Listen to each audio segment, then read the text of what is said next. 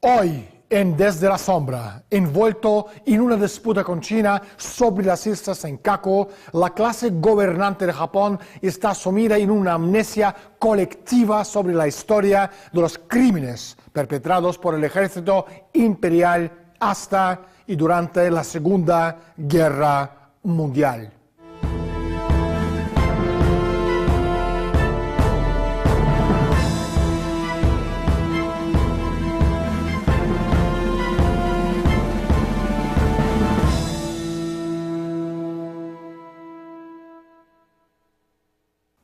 Una cortina de mentiras e engaño está tapando sigilosamente la verdad, mientras Tokio toma medidas para encubrir sus atrocidades. De los libros de texto a los artículos en revistas y libros publicados, el papel de Japón en la Segunda Guerra Mundial está siendo cuidadosamente reescrito.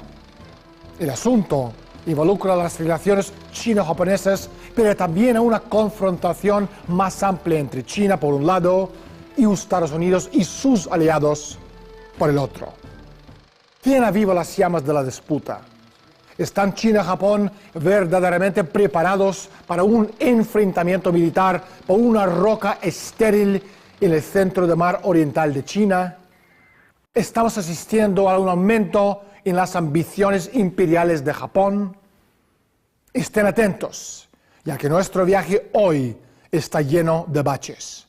En un minuto hablaremos con Wayne Madsen, un ex oficial de alto rango de NSA, la Agencia Nacional de Seguridad, y uno de los mayores expertos del mundo sobre el Lejano Oriente. Pero primero, salimos a la calle y preguntamos a la gente su opinión sobre el renacer del imperialismo japonés.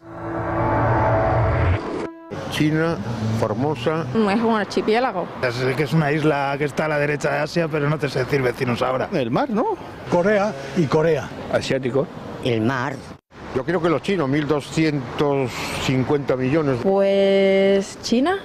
China junto con Japón, ¿no? Taiwán o Shanghái, no sé. China. Entre la India y la China está. Será China. 4. 2 o 3, creo. 3, ¿no? Japón no tiene islas. Wayne, gracias por estar con nosotros. ¿Qué está pasando en el otro lado del mundo entre China y Japón? Bueno, lo que vemos fundamentalmente es que se ha creado un vacío en Asia Oriental. Básicamente, lo que está en juego en muchas de esas disputas sobre estas islas, en su mayor parte inhabitadas, es el descubrimiento de petróleo y gas natural en las zonas que rodean las islas. Pero también hay una animosidad histórica entre China y Japón, entre Japón y Corea del Sur, entre Japón y Rusia, y entre China y la multitud de países del sudeste asiático, a propósito de pequeños atolones y arrecifes en el mar de China meridional. Hay personajes como Shintaro Ishihara, gobernador de la prefectura de Tokio, que hoy por hoy está ocupando todos los focos de atención. Estos tipos extremistas son completamente desconocidos en el occidente, lo que obviamente no los hace menos importantes. Ahora bien, Wayne, ¿en qué medida el rearme japonés, el renacer del neoimperialismo, juega con la postura de Japón sobre las islas Senkaku y el papel que Ishihara está jugando en esta disputa? Sí, Ishihara tiene 80 años y acaba de anunciar la creación de su propio partido político, que está a la extrema derecha de los demoliberales, de los que fue camarada durante muchos años. Ishihara ha escrito también un libro llamado El Japón que puede decir que no. O sea, decir que no a Estados Unidos.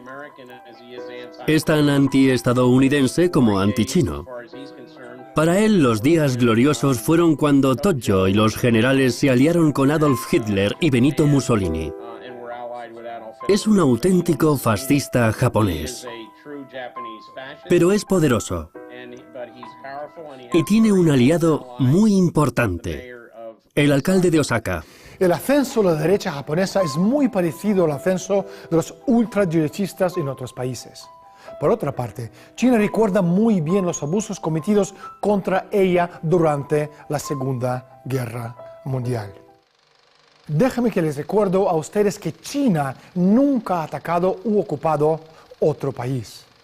Quienes defienden a Tibet, por ejemplo, deben comprender que este siempre estuvo bajo soberanía china y que básicamente los chinos ocuparon un territorio que pensaban que era suyo. No puede decirse lo mismo de Japón. China considera todo esto desde un punto de vista histórico y cree que estas islas en litigio deberían haber vuelto a China después de la Segunda Guerra Mundial, pero pasaron a ser controladas por los estadounidenses como parte de la ocupación de Okinawa. Los Estados Unidos se negaron a reconocer la reclamación china y entregaron el control de las islas a Japón, cuando lo devolvieron a Okinawa a principios de los 70. Era parte del plan para romper la alianza entre China y los Estados Unidos durante la Segunda Guerra Mundial. Debe tenerse en cuenta que Taiwán también reclama estas mismas islas como parte de China, de modo que se da una situación graciosa porque Taiwán y China se encuentran del mismo lado en contra de Japón a propósito del control de estas islas. Wayne, como aliado de Japón, los Estados Unidos se encuentra en medio de la controversia, les guste o no. ¿Qué políticas han adoptado los Estados Unidos a navegar en estas aguas turbulentes? Estuve en Pekín, hablando con personas muy próximas al presidente chino Hu Jintao, cuando el ministro de Defensa, Leon Panetta, visitó Tokio y Pekín. Fue muy interesante. Panetta les dijo claramente a los japoneses que enfriaran un poco el tema de las islas, y concretamente a gente como Ishihara, que tampoco es un gran amigo de los Estados Unidos, de todas formas. Cuando Panetta fue a China, visitó la Academia de Ingenieros Navales, donde se forman los ingenieros que construirán la futura flota china, la Armada. Fue muy interesante. No visitó ninguna institución japonesa, sino que visitó una institución china, obviamente relacionada con la Armada china.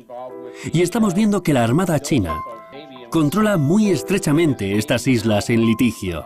Esto fue comprendido por los chinos y por muchos otros observadores extranjeros como una señal de Panetta, en el sentido de que no necesariamente vamos a defender a Japón, si decide entrar en guerra, de acuerdo con el Tratado de Defensa Mutua entre Estados Unidos y Japón. Japón se quedaría solo si intenta cualquier cosa con esas islas, si se produce una agresión. Así es como lo comprendió mucha gente en China. Pero ahora, se está dando en China un cambio en la presidencia. El presidente Hu Jintao la deja y será reemplazado por el presidente Xi Jinping. Estados Unidos es claramente del lado de Japón. Washington no les tiene miedo a Japón, un país subyugado por estadounidenses después de la Segunda Guerra Mundial. Tiene miedo de China. ¿De qué manera los Estados Unidos están aprovechando de las hostilidades entre China y Japón en beneficio propio? Preguntamos a nuestro experto. Hay un aspecto interesante de lo que está pasando internamente en China. Los mismos que lograron derrocar a los gobiernos de Ucrania, Georgia, Kirguistán y en otros países, George Soros, Gene Sharp,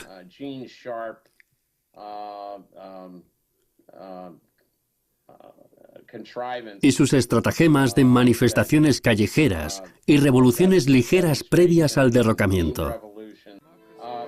China no permitirá que se dé este tipo de situación. Lo que pretenden en China es que un miembro del Politburó tome el poder y ayude a esta gente a tomar el control. Es decir, que les permita tomar el control. Estoy hablando de los Soros, los Rothschild y otros intereses occidentales. Uno de estos individuos podía haber sido Bo Xilai, el alcalde de Chongqing. Pero por desgracia ha sido purgado.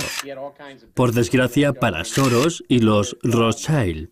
Tenía todo tipo de negocios con empresas relacionadas con Rothschild y con Soros, y con muchas empresas canadienses próximas a Stephen Harper, el primer ministro. Pero cayó en desgracia. Su mujer Gu Kai-lai fue condenada por el asesinato de un hombre de negocios británico, el señor Haywood.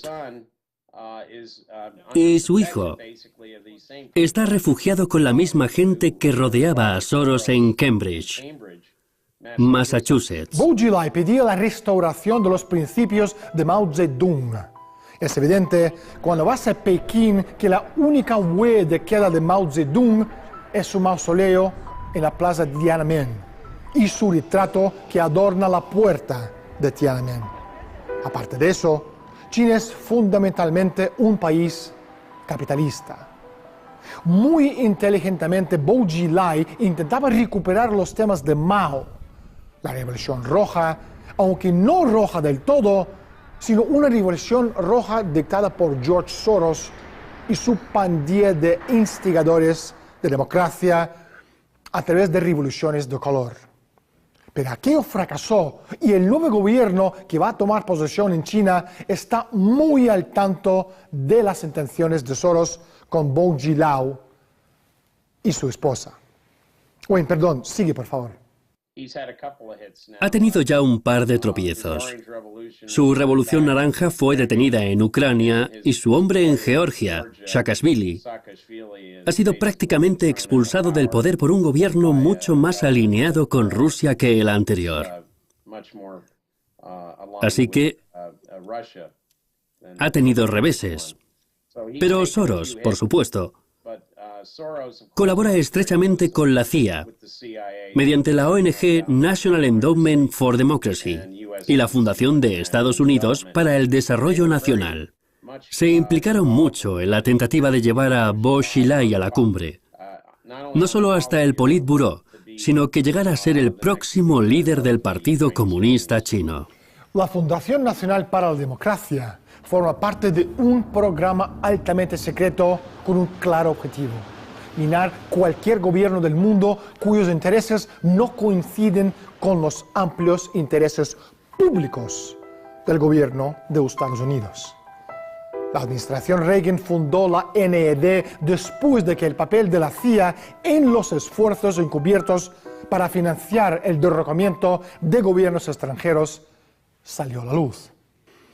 Cambiamos el rumbo 180 grados. Lila Dorada, el legendario botín de oro robado en la Segunda Guerra Mundial por el ejército imperial japonés. Una de las víctimas principales, China. ¿Qué sabemos de este botín y qué papel ha jugado este oro robado en el presente conflicto? Preguntamos a nuestro experto. Es bien sabido que los militares japoneses, sobre todo el general Yamashita, sacaron mucho oro y otros metales preciosos de China durante la ocupación. Yamashita lo guardó todo en Filipinas.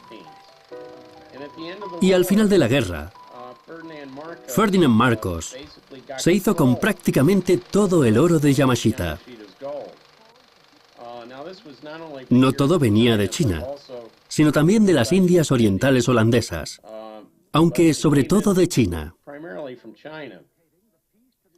A mí me ha dicho mucha gente que trabajaba para la CIA en los 80,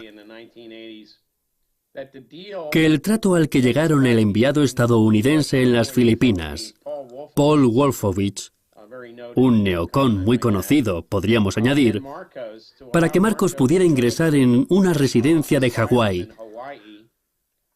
fue entregar el oro a los Estados Unidos, pero no al Estado, sino al entonces vicepresidente George H.W. Bush. Y este oro ha estado en manos de la familia Bush desde entonces. y lo han utilizado sobre todo para financiar operaciones no declaradas en todos estos años. Hay quien dice que ese oro nunca existió, que es una especulación conspirativa, o quizá no tanto como eso, pero que el oro de Yamashita es como el monstruo del lago Ness o el Yeti, que no existe, que es el producto de la imaginación de algunas personas. La leyenda del botín de oro robado durante la Segunda Guerra Mundial es sin duda una de las mayores conspiraciones de todos los tiempos. A partir de 1937, el emperador japonés encargó a su hermano menor, el príncipe Chichibu, liderar una operación ultra secreta con el nombre en clave de la Lila Dorada, cuya tarea era saquear la riqueza de Asia en beneficio del Japón imperial. La gran cantidad de historia y patrimonio robado por los japoneses llega a los límites de lo más mítico, fantástico y insospechable, mucho más de lo jamás imaginado. De hecho, la cantidad de oro robado entre 1937 y 1943 supera con creces las reservas combinadas del oro de todos los bancos centrales del mundo. Un hecho casi insólito cuando el gobierno estadounidense se dio cuenta de que el presidente de Filipinas, Ferdinand Marcos, había extraído nada más ni nada menos que 60.000 toneladas métricas de oro. Una carta con el membrete de la Comisión Trilateral, una organización estrechamente vinculada con el famoso Club Bilderberg, le exigió al por entonces presidente de Filipinas que devolviera las 63.321 toneladas métricas de oro a 2.000 bancos acreditados estadounidenses y europeos controlados por la Comisión Trilateral. Como moneda de cambio a Marcos se les concedió un porcentaje pequeño de tesoro en forma de un préstamo del Banco Mundial. Marcos se negó a firmar el documento. 3 días más tarde, la supuesta revuelta popular le desposeó de los poderes. Vamos a extrapolar el conflicto de las islas Senkaku al futuro. Wayne, si las tensiones persisten, ¿qué puede suceder? Podríamos ver otra guerra. A China no le interesa una guerra. Está ganando mucho dinero. Y una guerra detendría el desarrollo económico chino, porque tendría que desviar el dinero que ahora mete en el desarrollo económico hacia el ejército. Pero hay que verlo desde el punto de vista chino. Son muy inteligentes. Saben que les resultaría muy difícil golpear a Japón porque eso provocaría a Estados Unidos. La séptima flota de Estados Unidos están presentes en Japón y de ninguna manera quieren una guerra con Estados Unidos. Si Japón empieza a mostrarse militarmente agresivo con China, podríamos ver a China golpear una frontera muy vulnerable, en la que saben que lograrían grandes éxitos, que es la frontera con la India. Es una frontera en litigio. Todo intento por parte de Japón apoyado por Estados Unidos para agredir a China en sus aguas acabaría probablemente en un ataque militar chino contra la India. Estados Unidos no tiene alianza militar con la India. Esta estaría prácticamente sola. Pero India es una potencia nuclear, y esto podría plantearse muy rápidamente. Hay mucha gente dentro del Ejército de Liberación Popular que piensa que la India está ocupando territorios de la zona del Himalaya que pertenecen a China, y puede que intenten satisfacer esa reclamación militarmente. Hay quien piensa que Japón se haría rápidamente con armas nucleares. Si la situación se deteriora con China, podríamos llegar a ver cabezas nucleares japonesas en las trampas de lanzamiento en cuestión de pocas horas. Ojo con lo que acaba de decir Wayne. Armas nucleares. Aunque China es considerada como una potencia nuclear, hoy por hoy no es un enemigo militar de tener en cuenta. ¿Por qué? Porque a China aún le falta tecnología sofisticada y sobre todo tecnología nuclear sofisticada para poder competir con Estados Unidos y Rusia. Solo unos cuantos países desarrollados poseen una tecnología tan precisa como para fabricar armas nucleares con base del plutonio.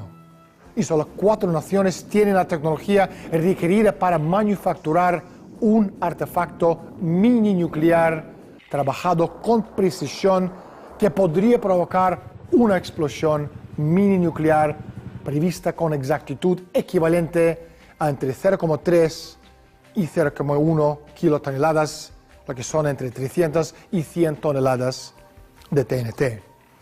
Estos 4 países son Estados Unidos, Francia, Rusia e Israel. Ahora, sin duda alguna, Japón tiene la tecnología de sobra para producir un artefacto mini nuclear en cuestión de semanas. Y no es una exageración. Un Japón nuclear enfrentándose contra China, su potencial armamentístico y el ejército más grande de la Tierra, es una verdadera pesadilla, sobre todo con tipos como Shintaro y Shihara de extrema derecha, buscando su momento de gloria y con posibilidades reales de convertirse en nuevo líder del país. ¿Cómo ves el desenlace en este conflicto? Creo que debemos esperar a ver al próximo líder chino, el presidente Xi Jinping. Él comprende, y sus asesores comprenden, cómo se ha tratado de influir en la composición del gobierno con el asunto de Bo Xilai. Se dan cuenta de que la gente de Soros tiene planes para China, así como Rusia y los miembros de la Organización de Cooperación de Shanghái, a quien algunos ven como un contrapeso de la OTAN. En Japón, por otra parte, los demoliberales volverán probablemente al poder.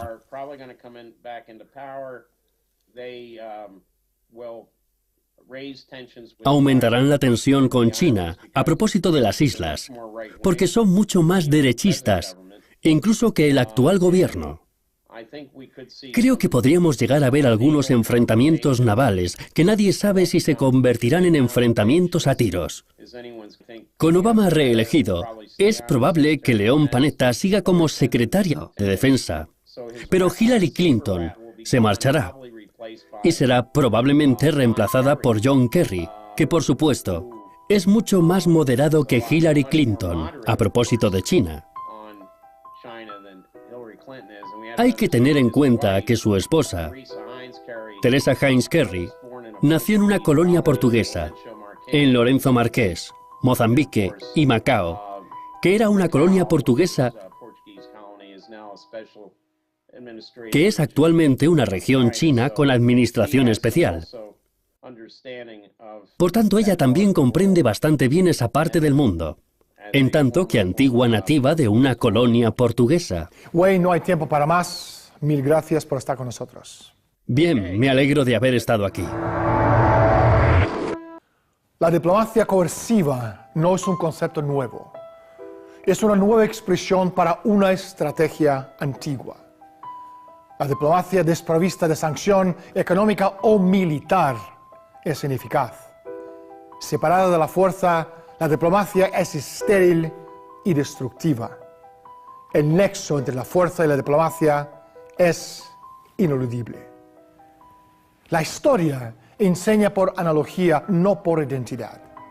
La experiencia histórica no es una que está en el presente y mira hacia el pasado.